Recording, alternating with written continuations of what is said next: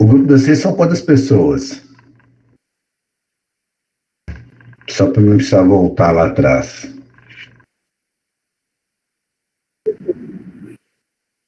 8. Então foi o número 7.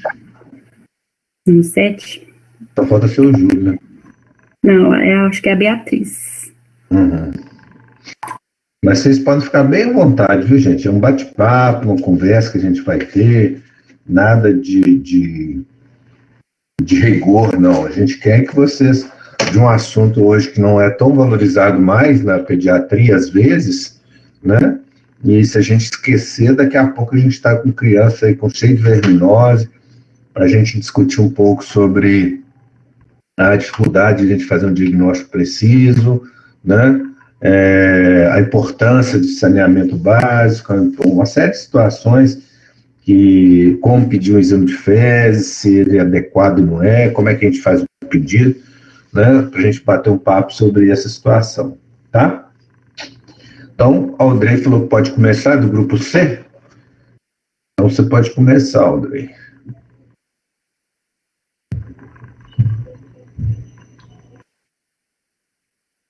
Vou sair da minha circulação aqui.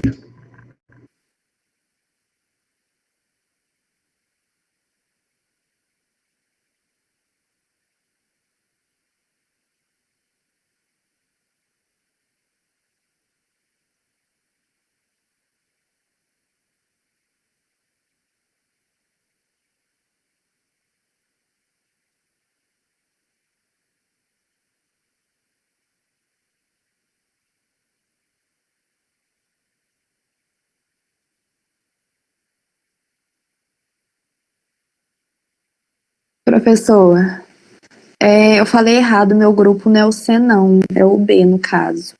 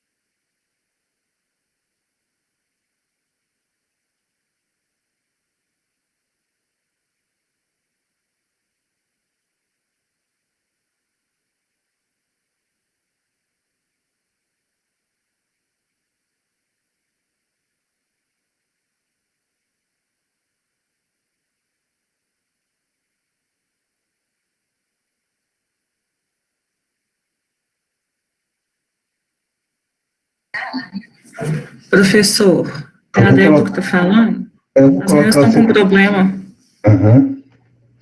Você quer começar, Débora? Eu coloco você aqui como apresentador. Pode. Tá. Então, vou colocar você como apresentador aqui. Tá, joia. Quer que ligue a câmera? Não, pode ficar à vontade. O que você sentir mais confortável, você pode fazer, tá? Tá, joia.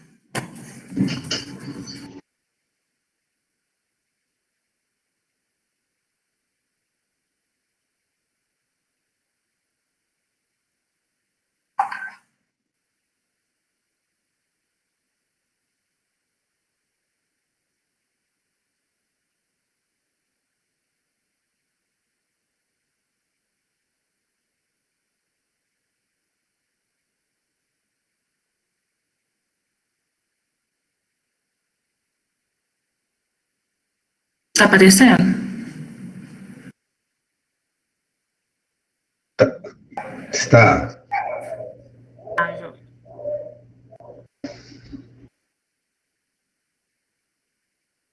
Então, nosso trabalho é giardíase e ascostomíase. Nosso grupo é o B, é Bernardo, eu, Egon, Fernando, Isabela, Ludmila, Paloma e a Tamara. E a gente vai começar falando, então, da giardia. A giardíase, ela é geralmente causada pela giardia lamblia duodenalis ou intestinalis e é um protozoário que causa doença diarreica esporádica ou epidêmica. Na epidemiologia, ela é muito correlacionada a bebês e crianças pequenas, viajantes e indivíduos imunocomprometidos. O segundo ano de vida, ele parece ser o mais vulnerável para as formas mais graves de giardia. E a giardíase é uma zoonose que entrou na iniciativa de doenças negligenciadas da OMS em 2006. Ela tem prevalência de 20% a 40% nos países em desenvolvimento e 2% a 7% nos países desenvolvidos, mostrando que ela não é relacionada apenas a condições socioeconômicas mais baixas. Maria Clara está perguntando se coloca para gravar. Coloca para gravar, professor?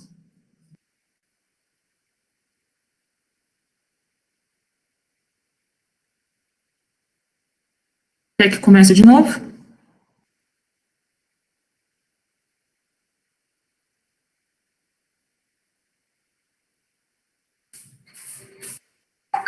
Já está gravando, pode ficar à vontade. Quer que comece de novo? Pode, dá uma introdução aí. Tá. Então, a gente vai começar falando da giardia. E a giardia lamblia duodenalis ou intestinalis é um protozoário que é capaz de causar doença diarreica esporádica ou epidêmica. E os bebês, as crianças pequenas, viajantes, indivíduos imunocomprometidos são os mais atingidos, sendo que o segundo ano de vida, ele parece ser o mais vulnerável para as formas mais graves de giardia. Em 2006, a giardíase entrou na iniciativa de doenças negligenciadas da Organização Mundial de Saúde, e ela é uma zoonose, com prevalência de 20% a 40% nos países em desenvolvimento e 2% a 7% nos países desenvolvidos, mostrando que ela não é correlacionada apenas com níveis socioeconômicos mais baixos. A gente tem duas formas morfológicas, que são os cistos e os trofozoitos, e a giardíase, ela pode ser adquirida com uma dose infecciosa muito baixa, porque a partir de 10 cistos você já pode ter a doença, e ela tem incubação de 1 semana ou mais antes que os sintomas de giardíase aguda possam se desenvolver. A transmissão dos cistos infecciosos para os humanos, ela pode ocorrer pela transmissão aquática, pelos alimentos ou fecal oral. Os cistos da giardia, eles são resistentes à cloração, e aí você vai ter, então, ingestão de alimentos crus ou mal cozidos contaminados com os cistos, ou ainda, mesmo após o cozimento, a própria pessoa pode contaminar esse alimento de novo, e aí essa ingesta vai levar à doença. E a transmissão fecal oral, por meio das mãos contaminadas, ela é muito comum nos locais de aglomeração humana. E aí a gente chama atenção, então, para as condições sanitárias e creches e escolas. Aí nesse desenho aqui tá ilustrando a postura dos ovos, né, tanto pela criança quanto pelo cachorro, no meio ambiente, a mão contaminada e essa reinfecção. Essa prima infecção ou reinfecção, né? Você pode ter os dois jeitos. A patogenia e imunologia. Então, a giardia é um parasita não invasivo e a patogênese dos sintomas pode ocorrer, ela não é totalmente compreendida. Ela pode determinar alterações morfológicas e funcionais no epitélio intestinal sem que haja invasão do tecido e das células. E dentre os diversos fatores que têm sido apontados para explicar as alterações do epitélio intestinal, destaca-se o processo inflamatório desencadeado pela resposta imune do hospedeiro, porque essa resposta imune, gerando a inflamação no epitélio intestinal, eles se correlacionam com a sintomatologia e com a resposta do hospedeiro. E aí, em muitas infecções, verifica-se uma correlação positiva entre o grau de infiltração linfocitária e a intensidade da má absorção intestinal, e ainda, para explicar essa má absorção intestinal, tem o atapetamento da mucosa do intestino, porque o disco suctorial da giardia, que nessa imagem aqui que a gente tem a giardia, em volta do núcleo dela, a gente tem esses dois bolotos aqui, isso vai causar um atapetamento intestinal e vai impedir que haja absorção, porque o intestino ele vai estar coberto pelo parasita. E a exposição crônica ela pode induzir a imunidade parcial. Tem estudos que mostram que áreas endêmicas, as crianças menores de 10 anos, elas têm taxas mais elevadas de giardíase do que os idosos que já convivem com esse parasita há mais tempo. As manifestações clínicas. O espectro clínico ele é diverso, vai de indivíduos assintomáticos aos que apresentam sintomas. Os sintomáticos, eles podem apresentar um quadro de diarreia aguda e autolimitada, eles podem apresentar um quadro de diarreia persistente, com evidência de má absorção e perda de peso, que muitas vezes não responde ao tratamento específico. Em 50% dos indivíduos, a infecção ela é resolvida de forma espontânea, e de 5% a 15% ela é assintomática. E o indivíduo ele pode eliminar os cistos nas fezes por um período de até 6 meses. A ingestão de um elevado número de cistos é capaz de provocar diarreia do tipo aquosa explosiva, com odor fétido, acompanhado de gases com distensão e dores abdominais.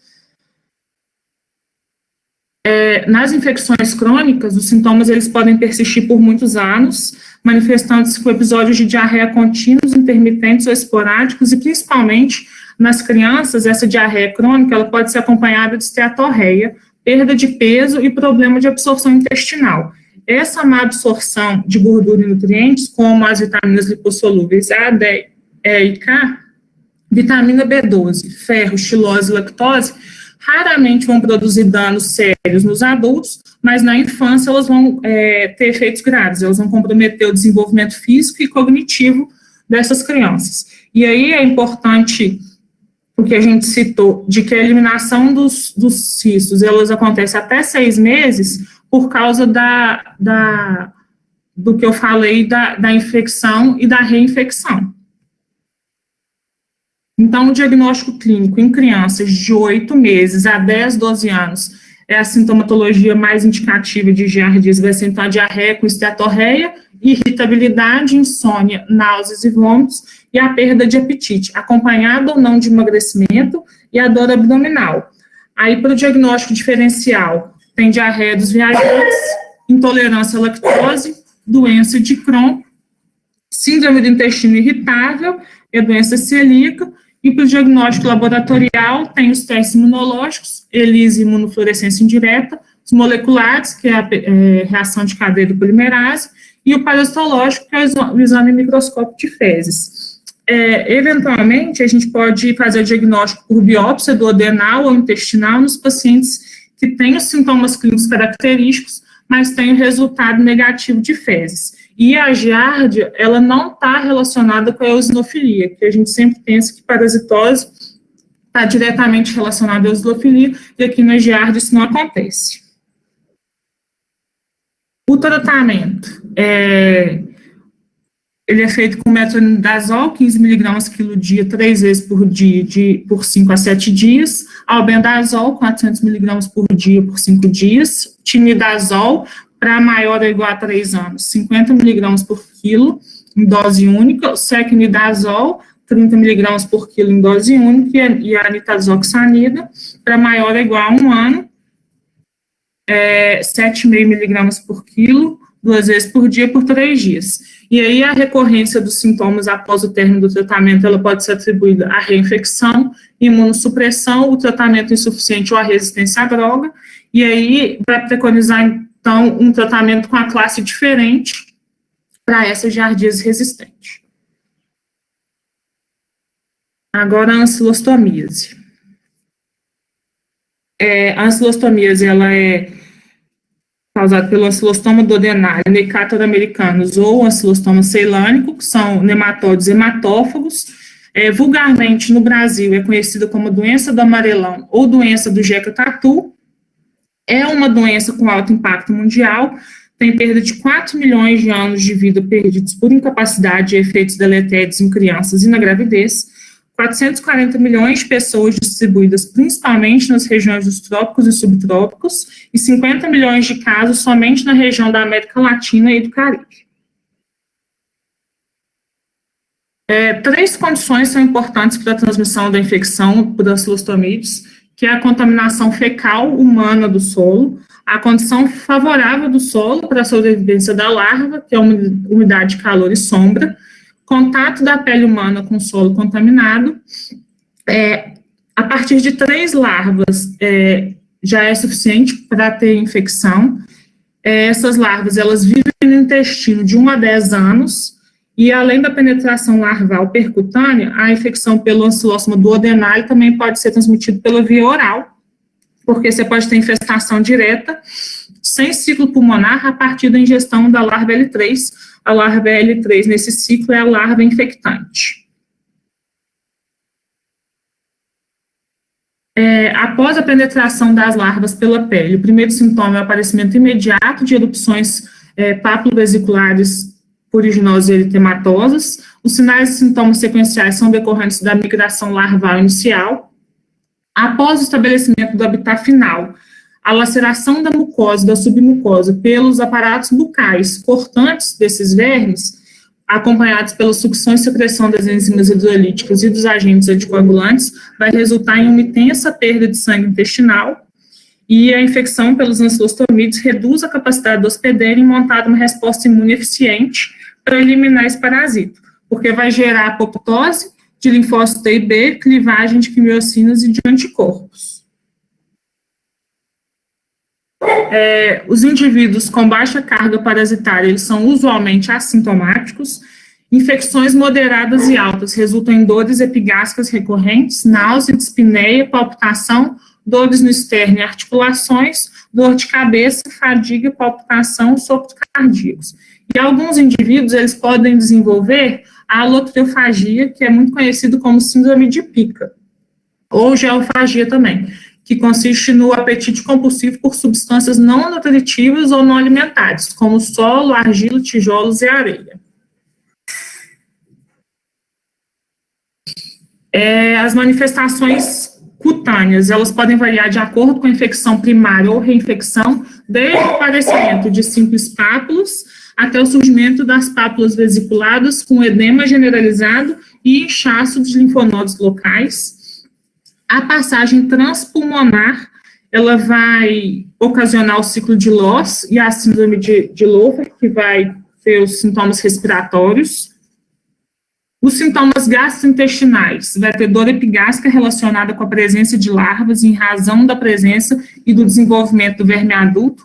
Pode ocorrer anorexia, indigestão, cólica, náuseas, vômitos, flatulência, diarreia e, nos casos mais graves, ulceração intestinal e colecistite.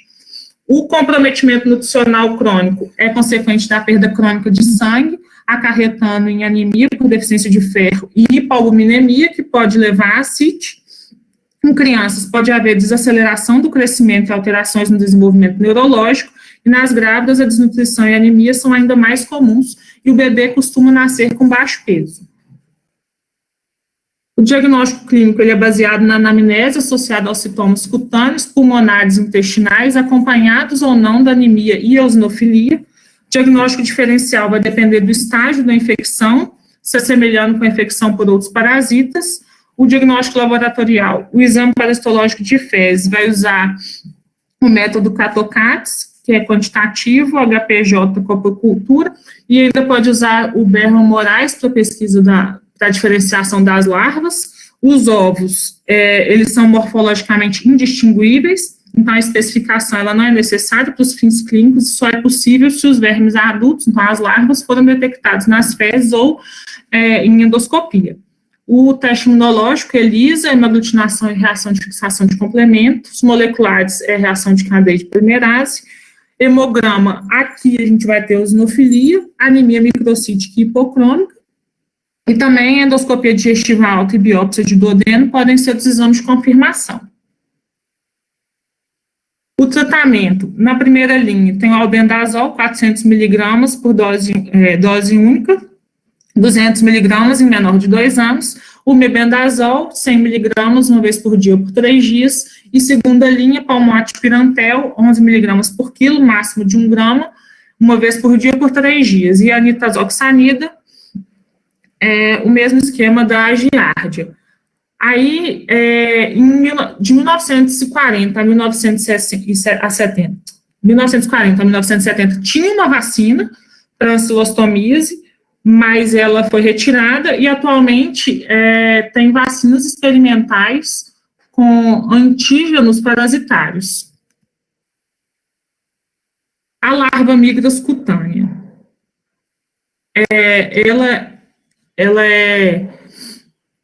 Ela é causada pelo Ancilostoma brasiliense e o Ancilostoma canino, os parasitas do intestino delgado de cães e gatos.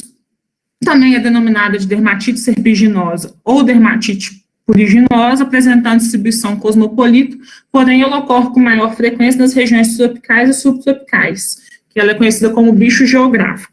Quando infecta um hospedeiro anormal, como por exemplo os humanos, essas larvas elas podem não evoluir, então migrar através do tecido subcutâneo ou visceral e produzir as síndromes conhecidas como larva migrans cutânea e a migrans visceral, e também a larva migrans ocular. São poucos os casos registrados dos vermes adultos de Ancilostoma canino parasitando o intestino delgado humano.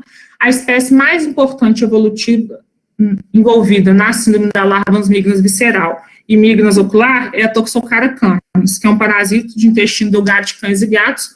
Ocasionalmente, o Ancilostoma canino pode causar essas síndromes. Só que a gente não focou nela aqui porque ela é causada principalmente pelo Toxocara. Principalmente a larva migrans cutânea, principalmente nos pés, pernas, nádegas, mãos e antebraços, e mais raramente em boca, lábios e palato.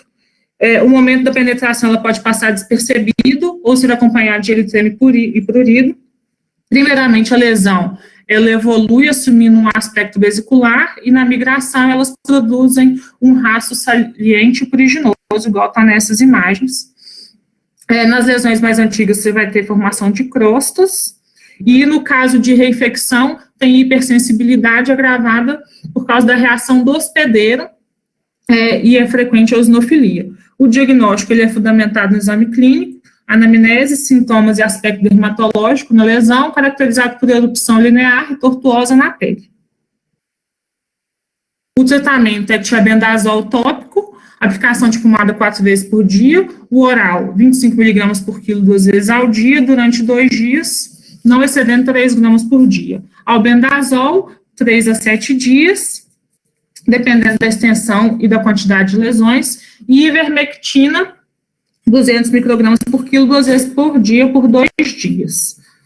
A profilaxia, tanto para as cilostomias larva-migras ou as giardias, vai ser baseado nas formas de transmissão, implementação e melhora das condições socioeconômicas da população afetada, acesso à infraestrutura sanitária e ao atendimento básico em saúde, além de condições mínimas de alimentação, educação e habitação, seriam pré-requisitos para estabelecer o controle dessas doenças. Ações educativas para os hábitos de higiene, defecar em locais apropriados, lavar as mãos antes das refeições e do manuseio de alimentos. Aí, lavar os alimentos crus, beber água filtrada ou fervida, o uso de calçados e equipamento de proteção individual e verificar o parasitismo de animais domésticos. Essas são as nossas referências. Muito obrigada. E essa imagem, essa mensagem que o Jeca Tatu não é assim, ele está assim, do Monteiro Lobato, a gente pegou do livro de Parasitologia do Neves.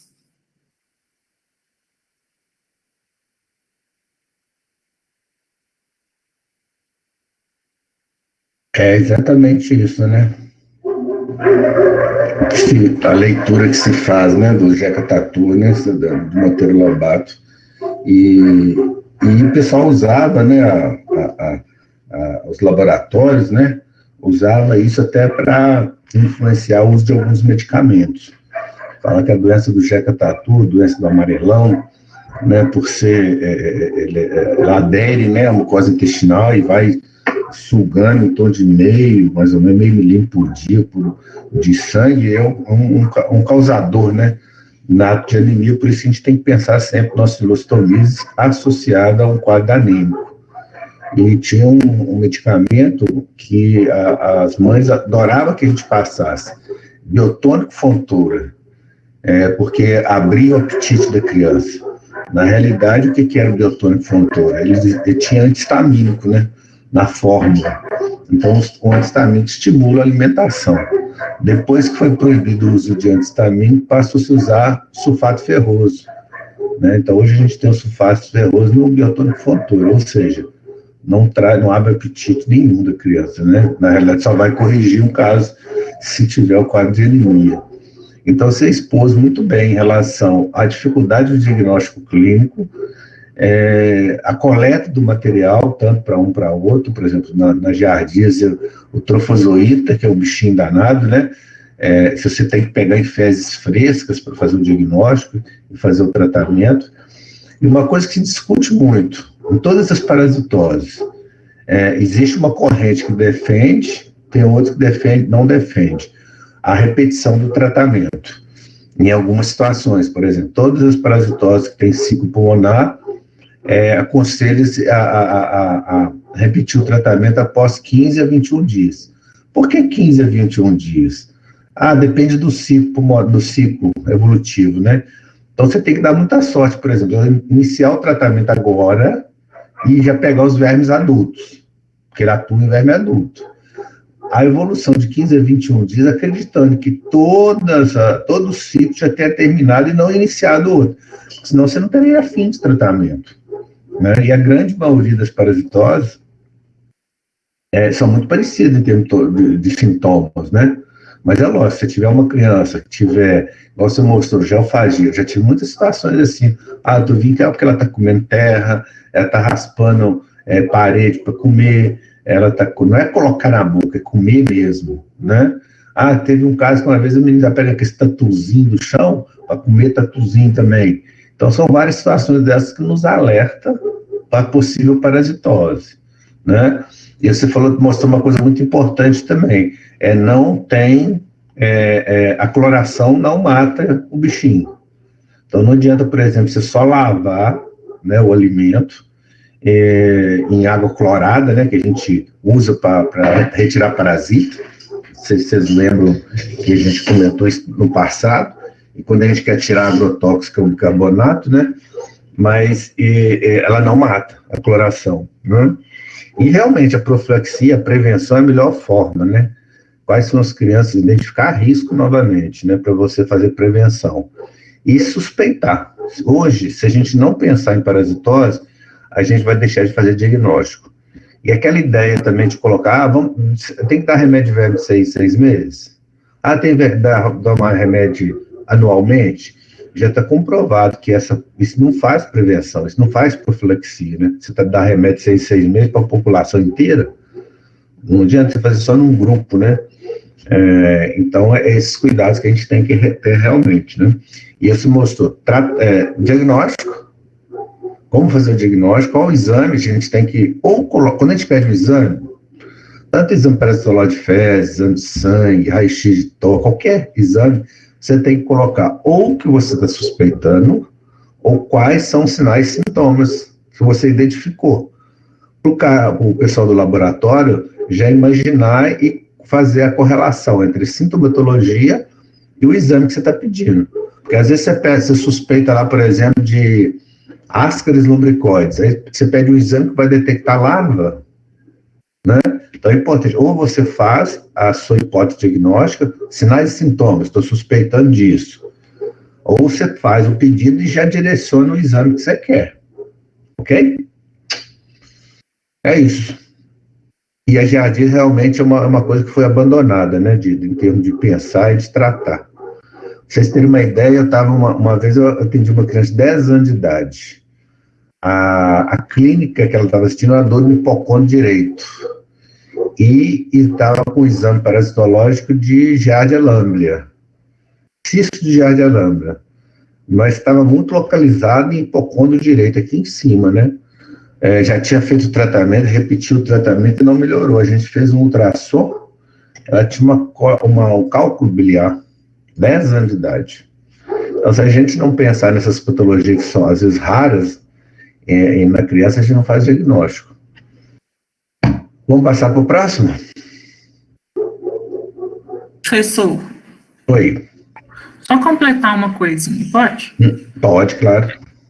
É só para chamar a atenção, que eu falei muito rápido, que às vezes a gente pensa que a parasitose ela é só em nível socioeconômico mais baixo ou ela é só em zona rural. E hoje em dia isso não está acontecendo mais. Você está tendo a parasitose em nível socioeconômico melhor, classe média e classe alta, e não está mais só na zona rural, porque a cidade cresceu, então mais periferia, e até no centro você já está tendo isso, né? Então a gente tem que pensar independente da classe socioeconômica.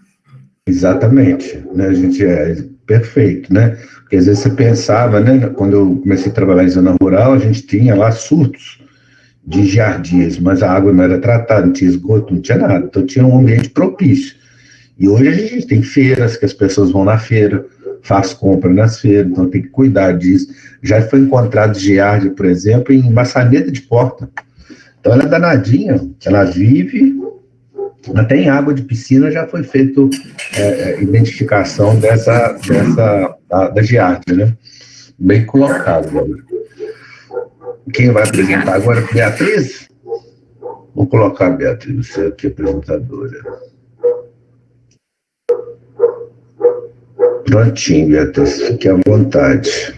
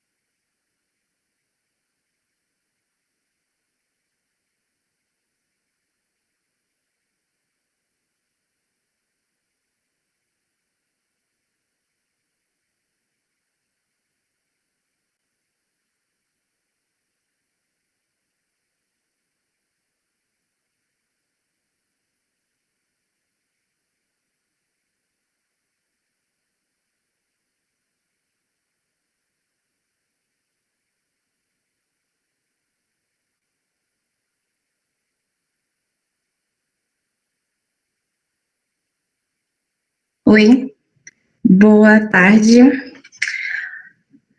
Tá todo mundo ouvindo direitinho? Porque eu não consigo saber daqui. Perfeito. Tá bom, então a gente vai começar. O nosso grupo é o grupo A, é sobre ascaridíase e enterobíase. Esses são os integrantes do grupo. E a gente vai fazer uma introdução falando sobre as parasitoses intestinais no geral. As parasitoses intestinais, elas acometem as doenças mais comuns no mundo, acometendo cerca de 25% da população mundial.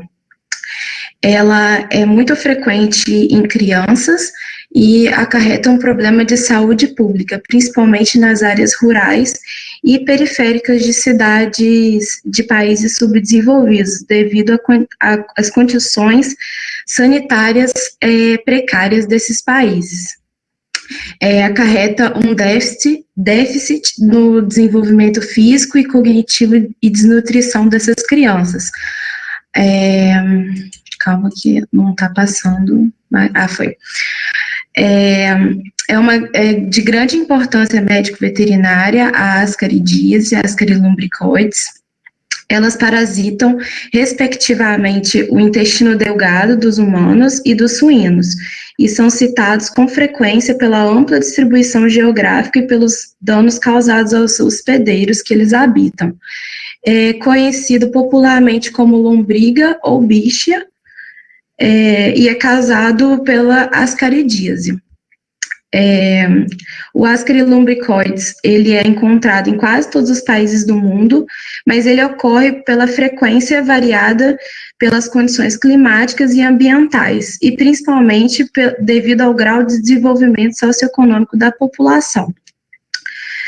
Atualmente, os níveis do parasitismo continuam elevados, especialmente nas crianças de idade inferior a 12 anos, na fase escolar e em várias regiões brasileiras, quem quer que seja cidades ou seja em zonas rurais. Aqui a gente consegue ver, na imagem 2, a gente vê um ovo que potencialmente contaminante com a larva, e na imagem 3 é uma endoscopia, né, uma colonoscopia, mostrando o verme no intestino. Ela tem a transmissão de forma fecal-oral, é dada principalmente pela contaminação das águas, por conta da falta de saneamento adequado nas zonas rurais, e são utilizados pela irrigação de hortas, levando à contaminação das verduras que vão ser alimentadas, né, pela população. Também pode ocorrer pela ingestão da água, né, contaminada, que tem os ovos, e os ovos, eles não são removidos com facilidade na lavagem, porque esses ovos, eles têm uma capacidade de aderência nas superfícies. Por isso, é importante que se use substâncias que tenham capacidade de inviabilizar o desenvolvimento dos ovos em ambientes e alimentos que tenham grande importância para o controle da transmissão. Também pode ser feito a transmissão pela poeira, através das aves e os insetos, principalmente as moscas e as baratas. Elas são capazes de veicular mecanicamente os ovos do Ascaris lumbricoides. E pela sua grande importância, sua grande capacidade de aderência às superfícies, representa um fator muito importante para a sua transmissão. A migração das larvas, ela pode ocorrer para os pulmões, podendo acarretar febre, tosse, a respiração sibilante e, às vezes, até sangue na expectoração, né, no escarro. Também existe a síndrome de Loeffler, é uma doença pulmonar eosinofílica, traz uns sintomas respiratórios mais leves, como tosse seca, e ocorre mais frequente em crianças que vivem nas áreas com más condições sanitárias. O diagnóstico, ele se baseia pelos sintomas respiratórios característicos e frequentemente transitórios, os achados radiológicos de tórax e a eosinofilia no sangue periférico. A doença normalmente ela regride depois de um mês, e o tratamento é sintomático e pode consistir com o uso de corticoides. Quando há um número reduzido de vermes, não é comum que se tenham sintomas digestivos, e quando há uma presença, um grande número de vermes pode trazer cólicas abdominais, às vezes até obstruções. Os vermes adultos, às vezes, bloqueiam a abertura do apêndice secal, dos ductos biliares e do ducto pancreático, podendo provocar dor abdominal e risco potencial para um quadro de abdômen agudo. Também é possível que os vermes migrem para a boca e para o nariz, e são vomitados ou expulsos pelas fezes. O diagnóstico clínico, como a ascaridíase ela é pouco sintomática, é difícil fazer um diagnóstico só pelo exame clínico, então é necessário fazer um exame laboratorial, a pesquisa dos óvulos nas fezes, e a coleta ela deve ser feita com cuidado para que não tenha contaminação com a urina ou com a própria água do vaso sanitário. É preciso que seja feita com cuidado para que não tenha esse tipo de contaminação que pode trazer prejuízo no resultado do exame. O tratamento pode ser feito com albendazol, dose única de 400 miligramas, que apresenta níveis de cura e redução de ovos até 100%. Mebendazol, uma dose única de 500 miligramas, tem alta efetividade também contra as caridíase e outras parasitoses intestinais. Os níveis de cura e redução dos ovos vão entre 94% a 100%. O levaminazol, a dose única de 2,5 miligramas por quilo. Pamoato de pirantel, a dose única de 10 miligramas por quilo. Os níveis de cura vão de 80% a 100%, e a ivermectina, a dose única de 0,1 a 0,2 miligramas por quilo. A enterobíase ou oxiurose, vamos fazer uma introdução rápida. Os vermes adultos, eles habitam o intestino grosso dos humanos, mais precisamente no seco, podendo ocorrer na última parte do intestino delgado também, ou no apêndice secal. O enterobios vermiculares, eles podem também infectar os órgãos genitais femininos, a bexiga e a vagina e o útero, né? Provocando alterações nesses órgãos, dependendo do estado imunológico da pessoa. De acordo com a distribuição mundial, ela tem maior prevalência nas crianças em idade escolar, competindo com a Ascaris lumbricoides pelo primeiro lugar, entre as endemias parasitárias com ampla distribuição geográfica e alta frequência. Aqui a gente consegue ver, né, uma imagem aqui os ovos contaminados. A transmissão, ela ocorre em ambiente doméstico ou em ambientes coletivos, como nas creches, nos asilos e nas enfermarias infantis. Os fatores responsáveis pela alta taxa de transmissão são pelas fêmeas, que realizam ovoposição de grande número de ovos na região perianal, tornando-se infectantes em curto período e resistem até 3 semanas contaminando roupas de cama, roupas íntimas, alimentos e até na poeira. Os tipos de transmissão podem ser a heteroinfecção, ou também chamada de primoinfecção, caracterizada pela infecção dos ovos presentes na poeira, alimentos ou nas mãos sujas, atingindo um novo hospedeiro. A autoinfecção externa é quando os ovos presentes na região perianal são levados através das mãos na boca. A autoinfecção interna é um mecanismo mais raro, mas pode ser relatado quando as larvas infectantes eclodem no reto e elas migram até o seco para se transformar em vermes adultos. Ou através da retroinfecção, que é quando as larvas elas eclodem na região perianal ou até anal, né, penetram pelo ânus e migram pelo reto até a região cecal, onde se transformam também em vermes adultos. As manifestações clínicas, a maioria é assintomática, não sendo relatada nenhuma alteração na região cecal ou anal, e quando ela é sintomática, pode apresentar uma diarreia mucopurulenta e sanguinolenta, apresentando-se fétidas, também a presença de tenesmo, além de dores abdominais, apendicite, enterite catarral, anemia e prurido nasal. A manifestação mais frequente é o prurido anal, provocado pela presença das fêmeas grávidas na região perianal e na eclosão dos ovos, sendo que as alterações mais relatadas são decorrentes do prurido anal são a irritabilidade, nervosismo, insônia e muito raramente até convulsões.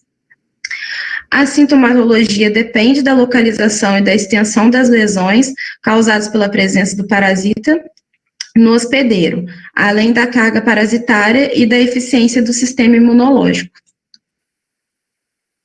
O diagnóstico clínico, a gente faz principalmente pelo prurido anal e noturno, a gente faz essa suspeita, né, mas a gente não faz o EPF para enterobíase. A gente faz um método de fita adesiva, ou também chamado de método de Graham, que deve ser feita ao amanhecer antes de tomar banho, e repetida em dias sucessivos, caso dê negativo.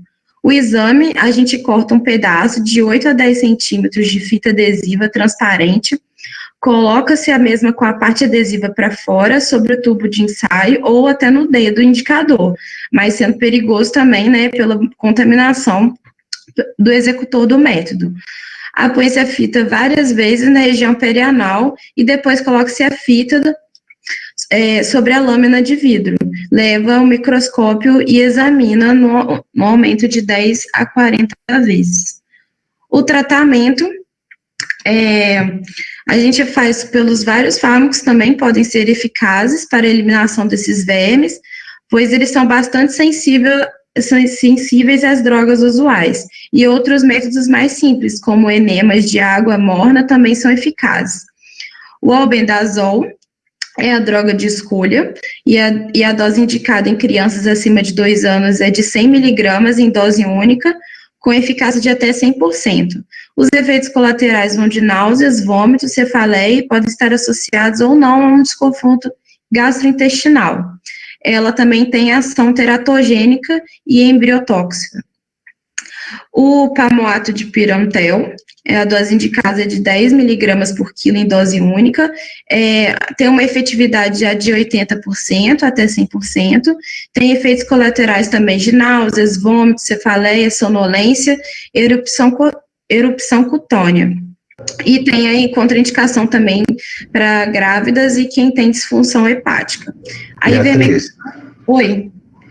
Aqui onde você está colocando a albendazol, droga de escolha, dose indicada em crianças acima de 2 anos. Dose única de 100 miligramas. Esse dose única de 100 miligramas não seria do bembendazol, não? E geralmente o que a gente usa de droga de escolha é a mesma droga, a dose para adulto, 400 miligramas, dose única de albendazol. E aqui, ó, essa dose de 100 miligramas, geralmente é do mebendazol, que também é eficaz em dose única. Depois você dá uma conferida, tá? Tá ótimo, obrigada, Benedito. E só para finalizar aqui, né, também a ivermectina, ela só é usada em pacientes acima de 15 quilos, e a dose indicada é de 200 microgramas por quilo em dose única. E ela tem uma eficácia já diminuída, como a gente pode ver aqui, 85%. E tem os efeitos colaterais, né, que a gente já falou, das náuseas, vômitos, cefaleias, e também pode trazer astenia e, mais raramente, alterações do sistema nervoso central durante a gravidez e em amamentação. A gente colocou aqui a disponibilidade dos medicamentos, né, aqui, igual estava falando, realmente 400 miligramas que está aqui, acho que ali estava equivocado a dose, tá vendo? Tem até os preços que a gente colocou. E obrigada, acabou. Essas são as nossas referências. Obrigada, gente.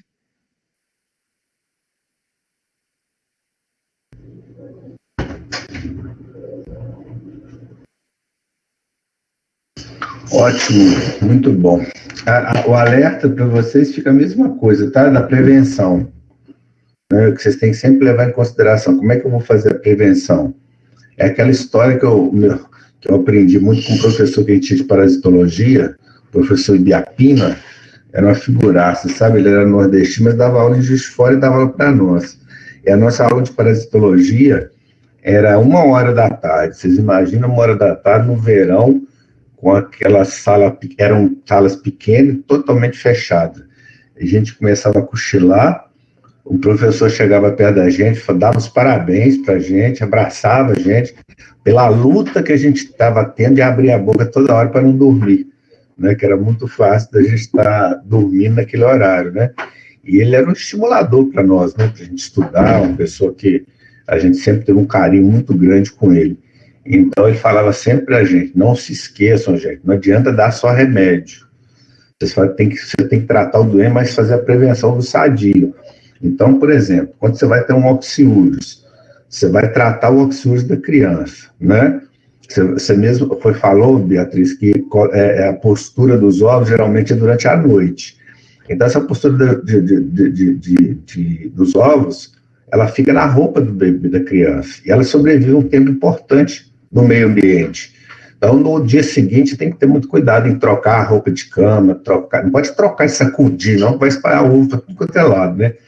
Mas os cuidados com a roupa de cama, pelo menos durante os períodos de tratamento, é importante. Não precisa ferver, não precisa estragar a roupa da criança, porque já vi casos que mandava ferver a criança, até a roupa da criança, perdia a roupa, de tanto que lavava e esfregava. Esse é um ponto. O segundo ponto é que existe muito paciente assintomático em casa. Então, esse tipo de patologia, principalmente tensivo pulmonar, e mais essa situação do oxiúris, é que a criança está inserida dentro de uma comunidade, dentro de uma família, né? E essa família está inserida dentro de uma comunidade. O que quer dizer? Eu tenho que cuidar do ambiente, não ter um ambiente favorável à parasitose, como saneamento básico, água tratada, cuidado, conhecimento, educação sanitária, essa série de coisas. Em casa, você tem que estender o tratamento à família também, você ter que ter um paciente assintomático, mas está transmitindo o oxiúris, por exemplo, e tratar a criança. Você trata a criança, mas você não deixa que ela reinfecte. Ou seja, às vezes você faz um tratamento único com mebendazol, e ela, durante a noite, a postura de ovos, né, ela pode reiniciar o ciclo e causar novamente. Ou seja, então tem cuidados com a roupa de cama, tudo isso, na prevenção. Porque o dar o remédio é o mais fácil para a gente. E às vezes é muito negligenciado, não só a giardia, como foi colocado, ou qualquer parasitose. Hoje a gente não preocupa, né, às vezes, saber a água tratada, qual que é a água que vocês consomem, qual que é o local, né? Porque a maioria, quando você está em zona rural, a maioria dos casos a água é de poço, a água é de nascente, né? É onde tem gado, que transmite, que está em contato, bebendo água por ali por perto. Todos esses cuidados tem que estar sempre atento.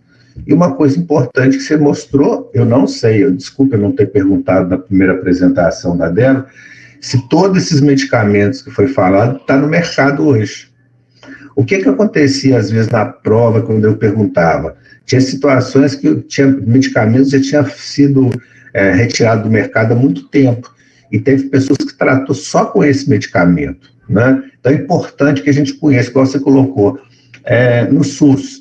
O que eu tenho no SUS, que é o maior empregador nosso, médico? O maior empregador do médico é o SUS. O que tem lá no meu posto de saúde? Eu tenho albendazol, eu tenho mebendazol e eu tenho tiabendazol. Beleza. Dá para me tratar a grande maioria das parasitoses. Raramente eu vou precisar de outro, tá? Então é importante que a gente conheça que você vai passar um medicamento que é a coisa mais desagradável do mundo. Por isso que eu mandei a mensagem para vocês poderem conferir, tá? A pior coisa do mundo não, vocês eu vi, que vocês apresentaram no final a disponibilidade de medicamento. Eu não sei o primeiro grupo, eu não me recordo. Mas é importante saber isso. Porque você imagina, você passa uma receita, eu já vi situações dessa em farmácia, que chegou para entregar uma receita, aí o pessoal, meu filho, vira e fala, não, esse remédio, volta do seu mês, esse remédio já saiu do mercado há muito tempo, esse remédio não tem mais não, já acabou. O paciente já sai ali e fala, pô, meu médico não sabe que esses remédios não fabrica mais, não está?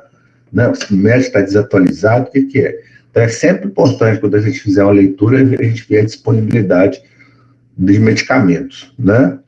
E vocês viram, assim, nessas duas apresentações, a ivermectina, né? É tão usada hoje aí que a gente não sabe nem para que serve mais, né? Essa ivermectina. Mas eu lembro direitinho de um professor que eu fiz no meu um congresso de pediatria que eu fiz no Nordeste, um cearense falou isso com a gente, um médico cearense pediatra. Falou assim, apresentou a ivermectina e falou, vocês, cuidado. Eu não consigo entender essa mensagem que ele deu naquela época. Isso é uns 20 anos atrás. Essa ivermectina, vocês, cuidado com ela. Ela é um perigo, ainda mais vocês passando em criança, pelos efeitos colaterais, o risco que existe. Pense com muito carinho antes de usar a ivermectina, né? E hoje o uso de ivermectina, assim, tá igual água, né?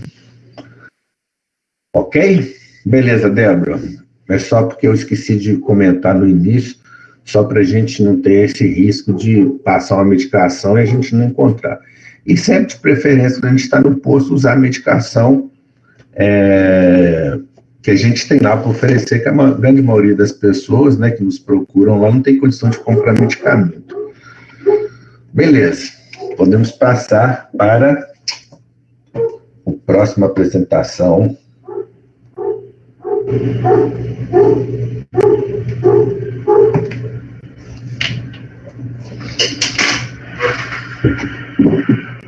Quem vai apresentar? A Ana?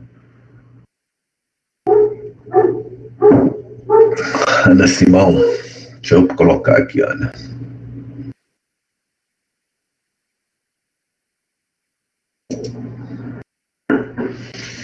Fique à vontade, Ana.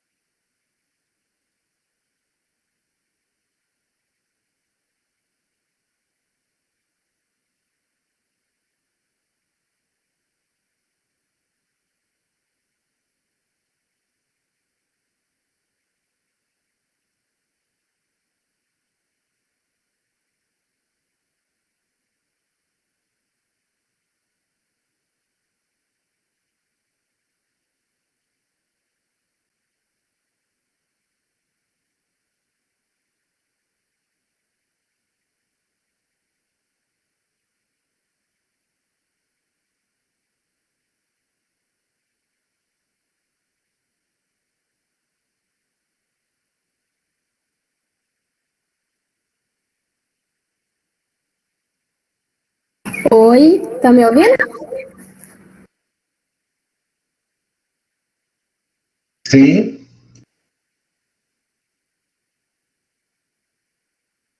Boa tarde, gente. O tema do nosso grupo é sobre parasitoses intestinais e é sobre amebíase. Eu que passo?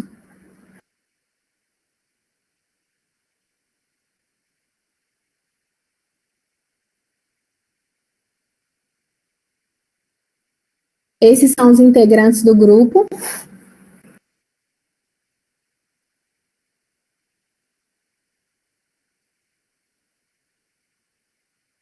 Para começar, a amebíase é o nome dado a uma infecção causada por um protozoário, que ele é denominado Entamoeba histolítica.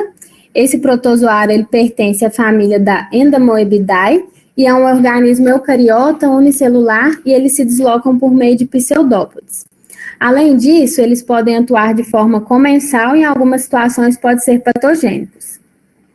Existem 8 espécies de entamoeba que são encontradas no ser humano. Dessas 8, apenas a entamoeba gengivalis vive na cavidade bucal e as demais, como a entamoeba coli, a díspara e a histolítica, elas vivem no intestino grosso. E apenas a entamoeba histolítica e a díspara, elas são patogênicas.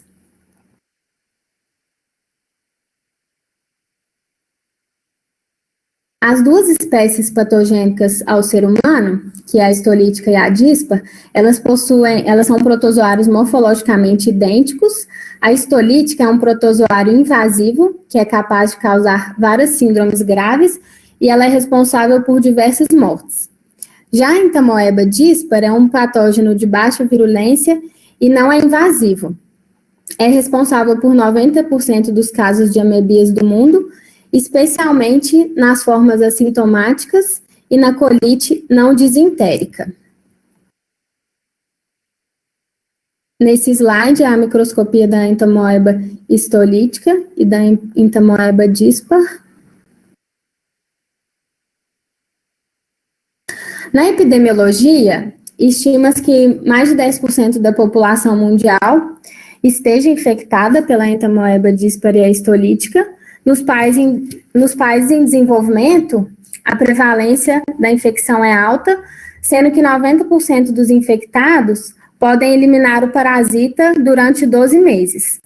A transmissão ela é feita no ambiente, né, pela eliminação de cistos que vão junto com as fezes e podem contaminar água e alimentos e pode permanecer viável se tiver condições favoráveis por até 20 dias.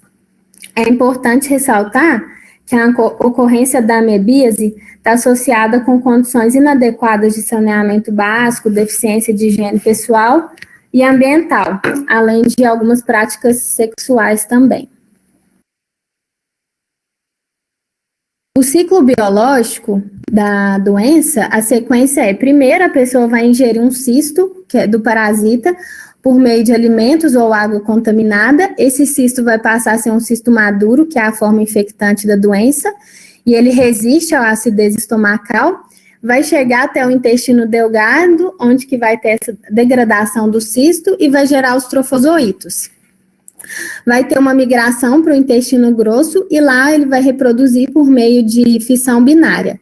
Eles vão atravessar a parede do intestino grosso e vai invadir a mucosa intestinal. Se atingir a corrente sanguínea, pode atacar outros órgãos, como fígado, pulmão, cérebro, e após algum tempo no intestino, pode ter o enquistamento, que é a conversão em cisto. Vai virar um cisto maduro, vai sair pelas fezes e dessa forma pode infectar outras pessoas. Nas manifestações clínicas, a maioria das vezes a amebíase ela é assintomática, é a forma mais comum. A amebíase intestinal, ela é dividida em colite não disentérica, colite necrosante e ameboma, que a gente vai falar nos próximos slides. Já a amebíase extraintestinal, ela vai ocorrer quando um trofozoito consegue atingir a circulação porta e pode invadir alguns outros órgãos, como fígado, pulmão, pele e cérebro. Essa forma geralmente acomete adulto e pode ter alguns abscessos locais, pode ter abscesso no fígado, uma inflamação intensa e até gerar uma necrose hepática.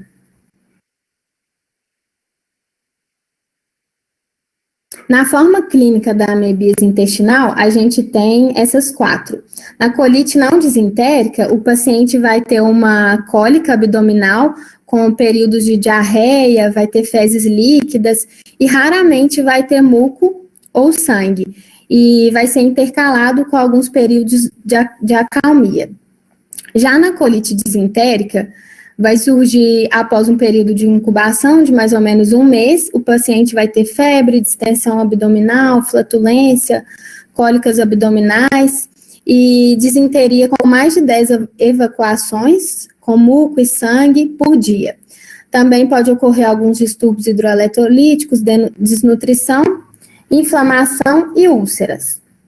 Já na colite necrosante, a invasão do protozoário vai se estender para as camadas mais profundas da parede do cólon, principalmente no hemicólon direito, e pode ocorrer úlceras profundas, isquemia, hemorragia, megacólon tóxico, colite fulminante e pode até ter perfuração da alça. Por isso que a mortalidade dessa colite necrosante é alta. Já na ameboma, vai ter uma formação de um granuloma na mucosa do seco, no cólon ascendente ou ano retal. Vai ter presença de edema, estreitamento do lúmen, e as manifestações vão se alternar entre diarreia e constipação intestinal. O diagnóstico, ele depende da identificação do trofozoito ou do cisto nas amostras de fezes, por meio do exame microscópico direto de fezes, apesar de que ele tem uma positividade baixa e não consegue diferenciar a entamoeba histolítica das cepas menos patogênicas. Uma outra opção para o diagnóstico é o ELISA. Ele pesquisa o antígeno da entamoeba histolítica nas fezes e é um método capaz de diferenciar a entamoeba histolítica da díspara, além de ser um método rápido, possui boa sensibilidade e especificidade. Um terceiro método seria o PCR, né, que é a reação em cadeia de polimerase, reação com anticorpos monoclonais, e pode diferenciar as infecções por entamoeba patogênica e não patogênica também. Por último, a gente tem o imunoenzimático, que ele difere do ELISA, ele detecta anticorpos específicos para a entamoeba histolítica, e ele pode identificar anticorpos em pessoas assintomáticas também, mas que estão eliminando os cistos.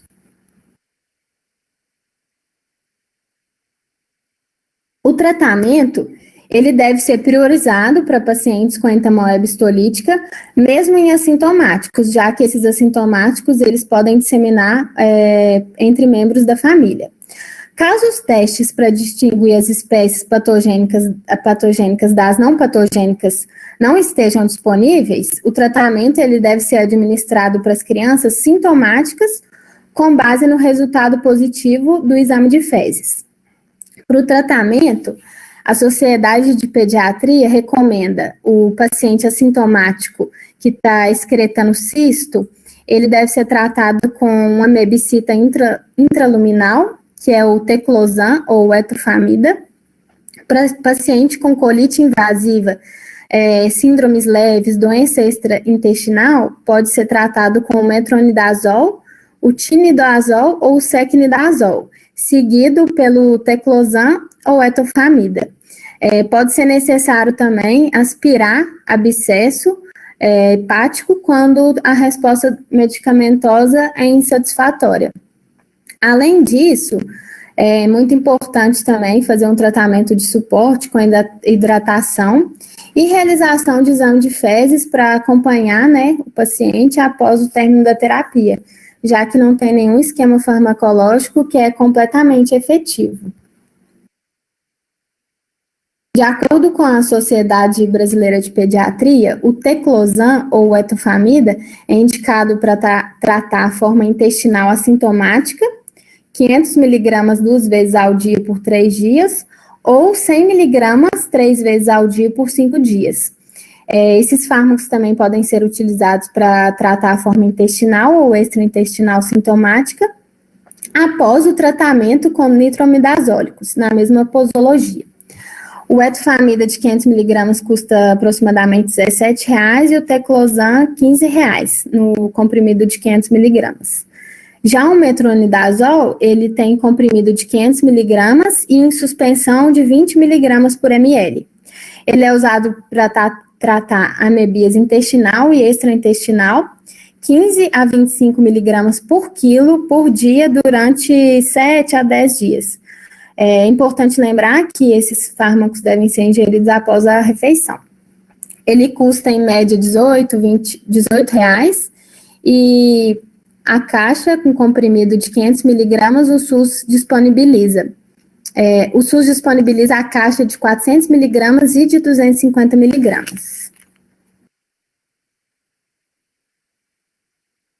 O tinidazol, ele tem apresentação farmacológica em comprimido de 500 miligramas, ele trata formas leves e deve ser administrado 50 miligramas por quilo por dia, 1-2 vezes ao dia por 3 dias. Já nas formas graves, 60 miligramas por quilo por dia, 1-2 vezes ao dia por 5 dias. E esse medicamento está disponível apenas em comprimido e custa mais ou menos R$6. Já o sequinidazol, ele é uma suspensão de 450 miligramas por 15 ml ou 900 miligramas por 30 ml. Ele trata as formas leves e moderadas com 30 miligramas por quilo em dose única e nas formas graves, 30 miligramas por quilo dose única por 5 dias. Deve ser usado após refeição porque possui uma palatabilidade ruim que dificulta a aceitação das crianças. A prevenção, né, inclui condições de higiene básica, saneamento básico, esgoto tratado. É importante lavar bem as mãos com sabão antes das refeições, depois de usar o banheiro. É muito importante também que faça a lavagem das mãos, a lavagem dos alimentos, frutas, legumes e verduras antes do consumo. E sempre que possível, consumir água tratada, evitar água de poços, riachos. Quando a criança usa fralda, tem que ficar mais atento, porque a pessoa vai estar manuseando, né, as fezes ali, possivelmente contaminadas. Dessa forma, é ideal lavar as mãos antes e depois. A amebíase, ela é uma doença causada por um protozoário que vai alterar facilmente as funções do nosso trato gastrointestinal. Por isso, quando a gente perceber alguma alteração no hábito intestinal, principalmente diarreia, cólica, acompanhada de sangue ou não, é preciso procurar um médico, né, para atendimento adequado e interromper a transmissão do protozoário para mais pessoas. Essas são as nossas referências e obrigada pela atenção.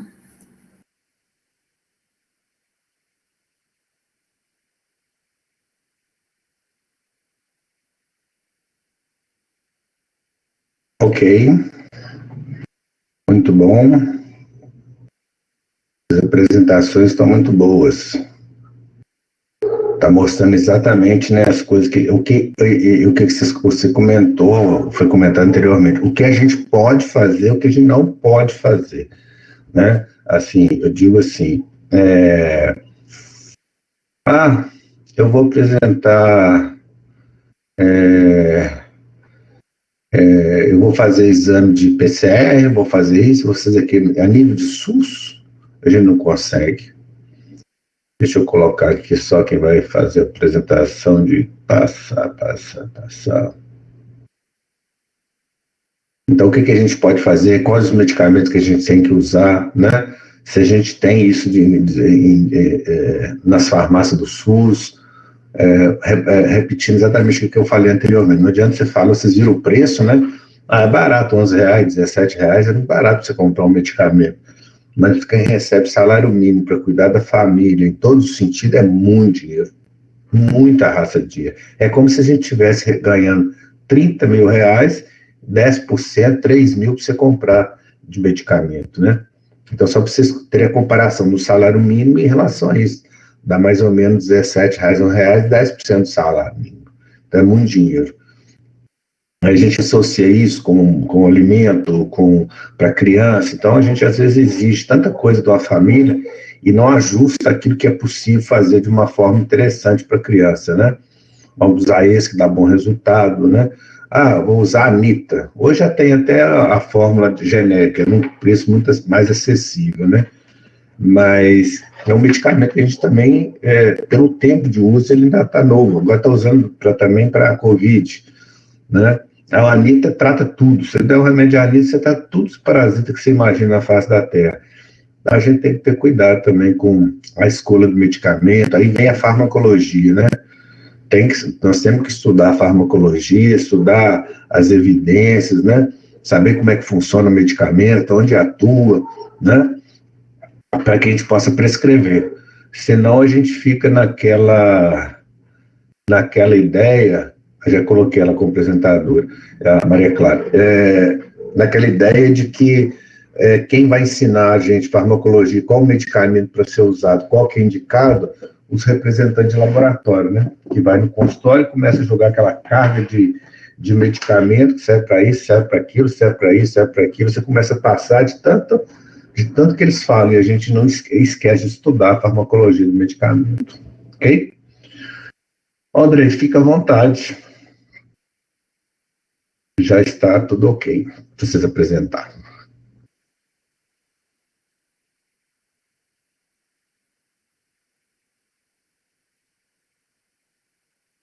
Professor, é a Débora do grupo B. Porque, só para falar que meu grupo, a gente não colocou, assim, os remédios SUS, mas que apesar de ter mais medicamentos pelo SUS, na lista dos medicamentos aqui de Barbacena, que a gente conseguiu, dos remédios pelo SUS aqui em Barbacena, a gente só tem o albendazol, a ivermectina e o metronidazol para fazer o tratamento. Porque às vezes a gente pensa que tem pelo SUS em qualquer lugar e não tem, né? Tem que ver no local que você está atendendo, né? Exatamente, é isso mesmo. Porque, por isso que eu fiz um comentário uma vez, acho que no início. É importante, quando vocês estiverem já a nível de treinamento, né, nos ambulatórios da rede SUS, vocês terem conhecimento, né, de que tem na farmácia, né, para você saber o que você vai prescrever, quem que é a pessoa que dá atenção para vocês, quem que é a secretária, né, porque isso faz uma diferença danada no nosso local de trabalho, né. E na prescrição, porque você prescreve um medicamento e vai lá na farmácia e fala, doutor, não tem esse remédio aqui não.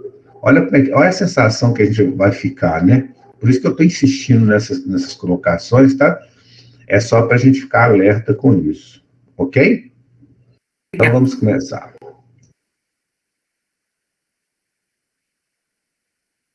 Boa tarde, vocês estão me escutando bem aí? Vou começar, nosso trabalho é sobre estrongiloidíase. Esses são os integrantes do grupo. E eu vou começar falando sobre a epidemiologia.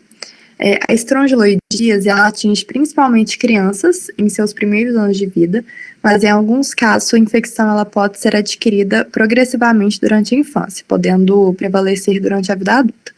Ela é considerada uma doença tropical negligenciada e estima-se que afete 100 milhões de pessoas em todo o mundo, sendo responsável por alta endemicidade na América Latina. Ela é comumente encontrada na África subsaariana, nas Américas, no leste da Ásia e na China. E nos países desenvolvidos é vista principalmente em imigrantes ou viajantes provenientes de áreas endêmicas. No Brasil, ela está presente nas 5 regiões, mas suas taxas de infecção elas variam de acordo com a região, sendo os estados mais acometidos Minas Gerais, Amapá, Goiás e Rondônia. E ela é uma doença parasitária com grande importância na saúde pública, na qual a ausência do saneamento básico e o baixo nível socioeconômico, eles estão diretamente relacionados à falta de conhecimento e profilaxia da doença, que, consequentemente, vincula a doença à pobreza. Pode passar. Em relação à etiologia, é da família Strongyloididae e da espécie Strongyloides stercoralis. Pode passar. Na etiopatogenia, a infecção humana ela ocorre por 2 vias, a via oral fecal e por penetração na pele. Na contaminação oral, a larva ela cai direto no trato gastrointestinal. A infecção ela ocorre por ingestão de água contaminada ou quando o paciente ingere alimentos preparados por mãos infectadas ou mal lavadas após evacuação. Já na penetração da pele por larvas filarioides de estrongiloides, geralmente ocorre por contato direto com o solo contaminado por fezes humanas, né? Por exemplo, andar descalço é um fator de risco importante, principalmente nas crianças que costumam brincar nessas áreas e descalças, né? Dessa forma, após a penetração na pele, as larvas elas migram para os pulmões e neles elas migram em direção à parte superior das vias aéreas e vão ser inconscientemente engolidas ao chegar perto da faringe e cair no sistema gastrointestinal. Quando elas chegam ao intestino delgado, as larvas elas amadurecem e evoluem exclusivamente para a forma de fêmea adulta, que mede cerca de 2 milímetros de comprimento. A estrongiloidíase também ela pode ser transmitida sexualmente através do contato oral e ela é mais comumente vista em homens homossexuais nessa forma de transmissão. Pode passar, por favor. Cada fêmea adulta pode viver até 5 anos, produzindo ovos e liberando novas larvas ainda dentro dos intestinos, e as novas larvas elas são excretadas junto com as fezes, reiniciando o ciclo de transmissão do verme. Existem mais casos, principalmente em regiões sem saneamento básico, onde os quadros de infecção eles são mais recorrentes. E o paciente infectado, ele passa a ser um potencial transmissor em cerca de 1 mês, pois da contaminação até a liberação das novas larvas pelas fezes existe um intervalo de 3 a 4 semanas. Pode passar. Bom, nessa imagem a gente consegue ver o que a gente falou sobre o ciclo. É importante ressaltar novamente que no solo, né, podemos encontrar machos ou fêmeas, porém dentro do intestino as larvas elas sempre se desenvolvem para o gênero fêmea. Nas fezes é possível observar a presença das larvas e os ovos geralmente se desenvolvem por completo no intestino e são só observados nas fezes em caso de diarreia.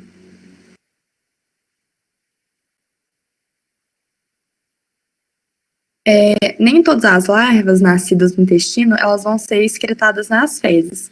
Algumas elas conseguem penetrar a mucosa do cólon ou a pele da região perianal e retornar à circulação sanguínea e vão em direção ao pulmão, reiniciando assim o ciclo, como acontece na autoinfecção, tornando possível a perpetuação da parasitose.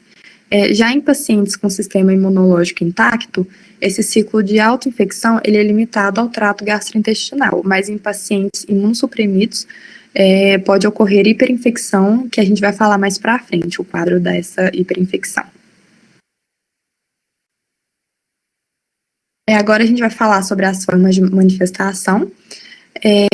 Ela pode ser assintomática, apresentar como quadro agudo ou crônico, e existe a forma de larva Currens, conhecida como bicho geográfico, que é uma forma da larva migrans cutânea específica da infecção por estrongiloides e resulta da autoinfecção, que vai causar lesões cutâneas eritematosas. E tem a hiperinfecção, que em casos de pacientes imunodeprimidos pode haver processo de autoinfecção maciça, provocando hiperinfecção pelo estrongiloides stercoralis e causar a estrongiloidíase disseminada, que vai acometer os órgãos extraintestinais, né, como o sistema nervoso central, coração, trato urinário, glândulas e outros órgãos e tecidos.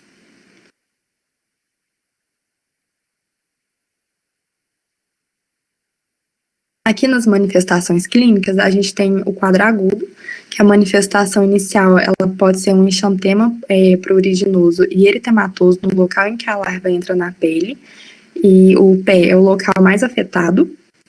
Pode desenvolver tosse à medida que as larvas elas migram pelos pulmões e pela traqueia, e quando as larvas e os vermes adultos entram no trato gastrointestinal, pode causar dor abdominal, diarreia e anorexia.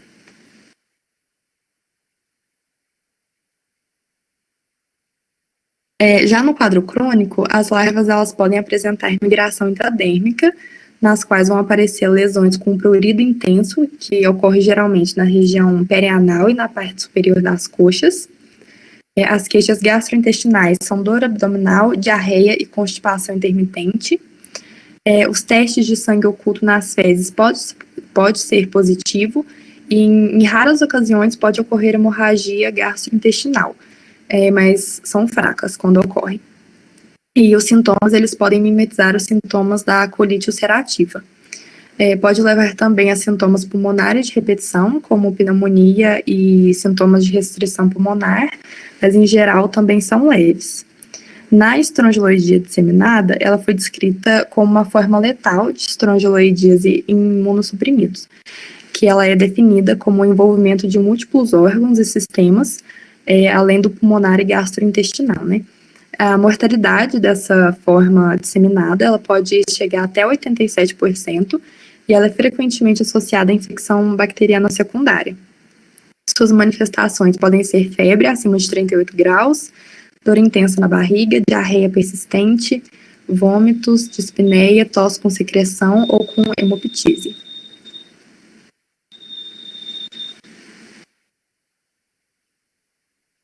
No diagnóstico laboratorial, ele se baseia a partir do exame parasitológico de fezes. Algumas larvas rabitidoides, elas podem se transformar em filarioides quando conservadas em temperatura ambiente. Aí pode levar a um diagnóstico errado de hiperinfecção. As principais técnicas utilizadas são o exame direto, utilizando solução salina e Lugol, porém tem uma baixa sensibilidade. Os métodos de concentração de larvas, como o Baerman-Moraes e de sedimentação, e o método de Arada-Mori, são mais sensíveis do que esfregaços fecais diretos. E também tem a cultura de placa de agar, que tem alta sensibilidade. E nos quadros de estrongiloidíase disseminada, pode-se encontrar as larvas mais facilmente em fluidos corpóreos, né, como o líquido duodenal, lavado broncoalveolar, escarro ou urina.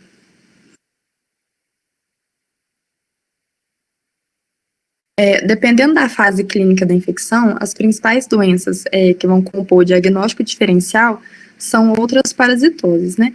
Como a ascaridíase, devido à tosse, infiltrado pulmonar e eosinofilia moderada no hemograma, giardíase, devido a vômitos e dor abdominal, ancilostomíase, por conta da disenteria, eosinofilia moderada no hemograma, tosse, infiltrado pulmonar, teníase, por conta da dor abdominal, tricocefalíase e amebíase, por conta de diarreia, dor abdominal, disenteria, febre e náuseas, e esquistossomose, por conta de eosinofilia moderada no hemograma.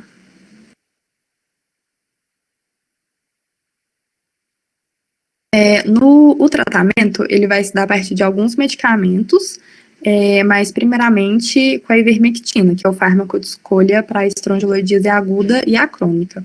Ele vai agir em células musculares e nervosas, levando à morte do parasita. A média de vida é de 16 horas e o medicamento é metabolizado no fígado. Sua dosagem é de 200 microgramas por quilo, em dose única, e para crianças maiores de 2 anos ou com mais de 15 quilos, a administração da dose é a mesma que em adultos. Caso tiver menos de 15 quilos, a segurança e eficácia não é estabelecida. Tem como efeito colateral midríase, ataxia, tremor, vômitos, letargia e encefalite. E ele é contraindicado em crianças com peso menor que 15 quilos e grávidas. E também não foram estabelecidas segurança no primeiro trimestre da gravidez. E, se possível, é melhor evitar o uso do medicamento até o pós-parto. Porém, se tiver risco de hiperinfecção, o benefício ele vai superar os riscos, né, das contraindicações, e as mulheres devem receber o tratamento. A ivermectina ela é disponibilizada pelo SUS e o seu valor à parte está entre R$15 e R$30. Além da ivermectina, pode usar também o tiabendazol, que a dosagem é entre 25 a 50 miligramas por quilo, 2 vezes ao dia, de 3 a 7 dias. Os efeitos colaterais constam de náusea, vômito, diarreia, anorexia, dor abdominal, fadiga e sonolência. A contraindicação é no caso de gravidez de risco, mulher em lactação, úlcera no duodeno ou no estômago. Esse medicamento ele não é disponibilizado pelo SUS, ele custa entre R$20 e R$30. E temos o albendazol também, na dosagem de 400 miligramas, 2 vezes ao dia, de 3 a 7 dias. Seus efeitos colaterais são asfixia em crianças e sua contraindicação é no primeiro trimestre de gestação. O medicamento está disponível no SUS e seu valor à parte varia entre R$5 a R$15. Nos casos de estrongiloidíase disseminada, o tratamento deve ser feito com ivermectina e albendazol por 14 dias, mais uma dieta certa e hidratação endovenosa. Pode passar, por favor. Nas medidas preventivas, é evitar andar descalço, principalmente em chão com areia e lama, lavar adequadamente os alimentos antes de comer, lavar as mãos antes de comer e após ir ao banheiro, lavar a região genital após defecar para evitar que a larva volte a reinfectar o organismo, lavar bem as roupas de cama e roupas íntimas, tratar corretamente a infecção para evitar voltar a pegar e procurar o médico periodicamente para a rotina. Essas foram nossas referências. E é isso. Obrigada. Ok. Muito bom. Basicamente se mostrou aquilo que nós precisaríamos saber mesmo, né? Cuidado só com o imunodeprimido, né? Ou que você vai fazer alguma droga imunossupressora, né?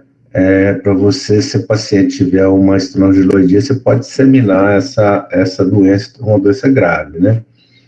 Então tá muito bom. E agora, qual que é a função de vocês? Juntar tudo isso na cabeça e colocar.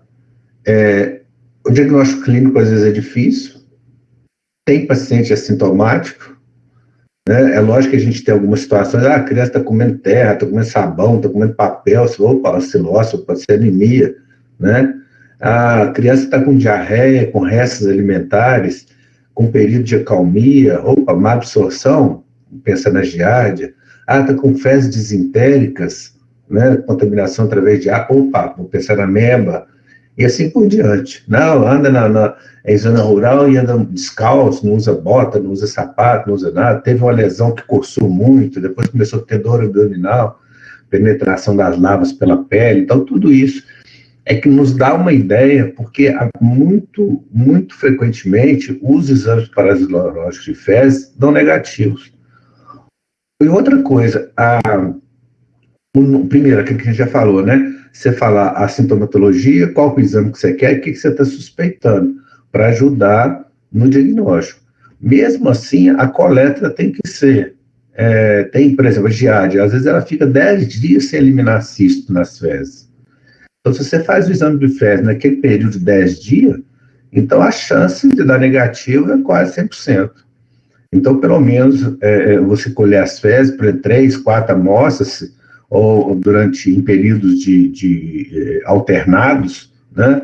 Você faz dia sim, dia não precisa fazer 3 dias seguidos, senão você pega os 3 dias dos 10 dias, vai dar tudo negativo. Em certas situações, diante de uma clínica, né, de diarreia, você melhora, período de acalmia, parou, depois voltou com o quadro novamente, se suspeita, uma alta suspeita clínica, já nos autoriza a fazer o tratamento, tá? Eu tive uma situação entre várias, né, que a mãe falou assim, doutor, ele colocou o verme, eu peguei o verme, misturei nas fezes dele, levei para o laboratório e dei negativo. Foi, mas você não precisava nem ter levado o exame, né, para o laboratório, trazia o verme aqui que a gente já identificava, né. Então, pelas características que ela nos informou, a gente fez o tratamento, só para vocês terem uma ideia. E do oxiúris, né, só voltando um pouquinho, às vezes você consegue visualizar. Você viu que foi comentado, né, para a Beatriz, se não me falha a memória, que da fita gomada, para você colher antes de tomar banho, porque você lava e tira os vermes tudo. E já tive relato de mães, por exemplo, olha tudo, à noite, olhei o bumbum, estava coçando muito, eu vi uns bichinhos branquinhos ali, o oxiúris, não precisa nem fazer fita gomada, você já pode iniciar tratamento, né? E o controle de cura, né? Controle de cura das parasitoses, melhora clínica e exame negativo. Mas como a gente tem muito falso negativo, cuidado, aí não tem jeito de você controlar através do exame de fezes, seria mais através da clínica. Houve um período, e às vezes existe ainda na literatura, que algumas situações, para giardia sintomática não trata, então é uma polêmica danada. Toda vez que a gente faz um encontro, né, de gastroenterologia, se discute isso. Aí, às vezes, muda. Não, vou tratar tudo. Assintomático, sintomático, a gente trata porque ele pode ser um portador e eliminar, né, esse parasita e dar sintoma em outra pessoa. Então, a gente tem que ter cuidado com isso, juntar toda essa profilaxia, né, que vocês comentaram, que é água tratada, alimento, lavar a mão, aqui já acrescenta, andar calçado, então uma série de situações né, que a gente tem que estar atento no nossa consulta de pediatria. Então, você vê como é que a consulta de pediatria é muito extensa, né? Eu tenho que pensar em risco de maus tratos, risco de acidente para fazer prevenção, eu tenho que ver as vacinas da criança, eu tenho que ver crescimento, tenho que ver desenvolvimento, eu tenho que ir para fazer prevenção de profilaxia parasitória. Tá uma série de situações que viram uma rotina nossa. Igual você comentou agora no final, né, a Ana comentou, não foi a Ana, foi a Audrey, não sei, que comentou, a Audrey comentou que você levar o médico para consulta de rotina. Na realidade, o que ela quis dizer muito claramente para mim é a puericultura, né? É você manter a puericultura naquelas datas que a gente viu na primeira aula. A partir de 5 anos, uma vez por ano, no mínimo, né? Ou a cada semestralmente. Não é para passar remédio, não é para dar remédio velho, não é nada para isso, não. É para que a gente faça puericultura, que é avaliar crescimento, desenvolvimento, como é que a criança está na escola, como é que está o sono, como é que está tudo isso, para você identificar risco e fazer a prevenção. Ok? Muito bom. Então, hoje nós podemos encerrar, né, não sei nem que horas são, mas a gente pegou muitas dessas parasitoses para debater e discutir hoje, né? Nos deixa muito feliz com as apresentações de vocês, ok? Deixa eu só tirar a presença aqui de vocês, embora eu não sei se tem muito valor essas presenças, porque eu estou vendo que tem aluno aqui que nunca assistiu uma aula. Eu vejo que na presença, eu fui avaliar as frequências, tem gente que nunca veio, nunca assistiu. Estou fazendo minha função, né? Depois da faculdade, ver o que elas querem fazer com quem não vem assistir a aula. Deixa eu só salvar.